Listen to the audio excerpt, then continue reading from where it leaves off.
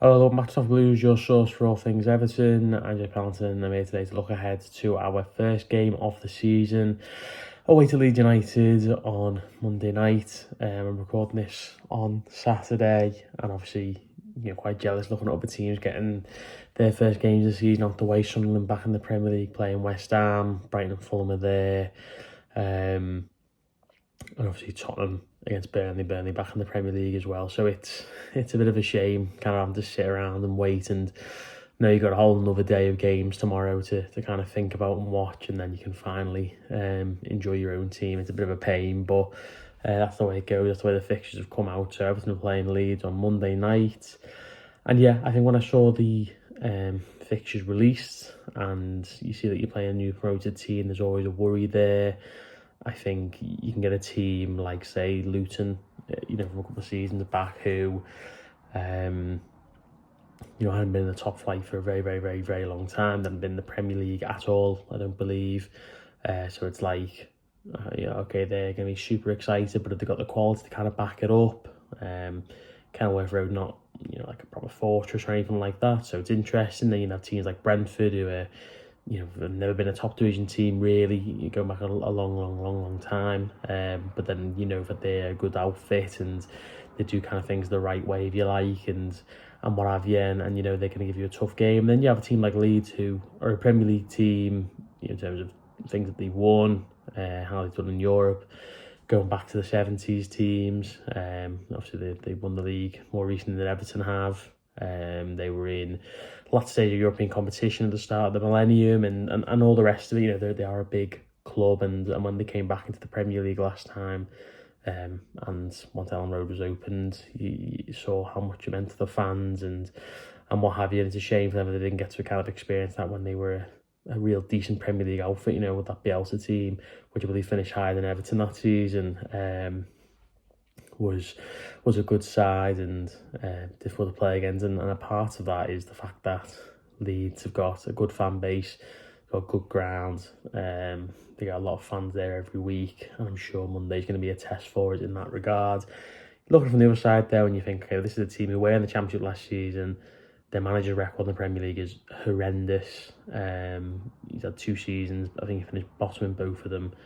That Norwich side were not a particularly good team, and Leeds have come up, lost a couple of players from their team last season. They won the league. They were last kick of the game against Plymouth, I think it was. You were already relegated. They only won big in a few games last season, so they got 4 or 5 big scorelines. That they had a lot of games they were just kind of professionally seeing it through. They blew away the division.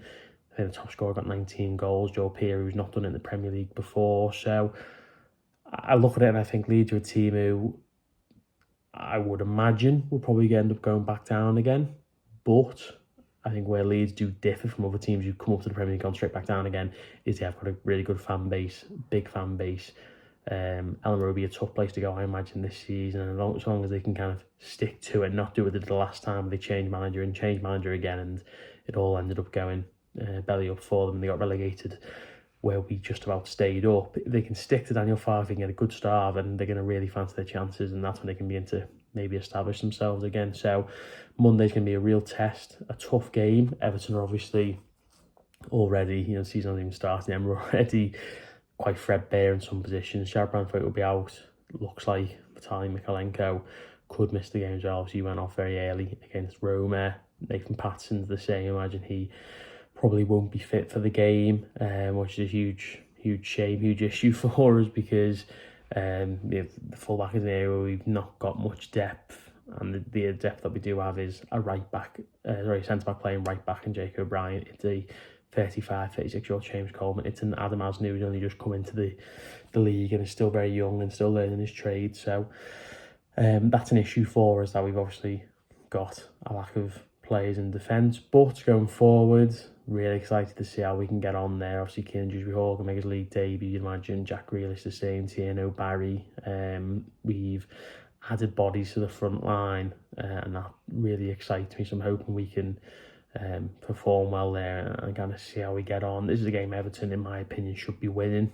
Let's say Everton have got a better team than Leeds. They've got a better summer than Leeds in terms of recruitment, bringing players in, a couple of flagship moves for Everton, whereas Leeds fans are quite disappointed with their business from what I've seen, from what I've read. And they definitely think they're going to need more. They want to stay up in the division. So this is a game Everton should be winning. Got a really good record. Leeds haven't lost a Premier League game there since 2001. Stayed unbeaten during their most recent stay in the Premier League. Got a couple of wins in there as well. So I think this is a game Everton can kind of look at and say, this is very much... the start of the season could be much worse. I think that's kind of what I'm trying to say.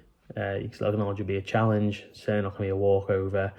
And Leeds could really turn up and make it difficult for us, but I think this is a game Everton should be winning. Obviously, Dominic Calvert-Lewin left Everton, looked like he was going to stay for a long time, then it looked like he wasn't, and then it looked like he could well stay on, and then the longer it went on, you thought, okay, he probably won't.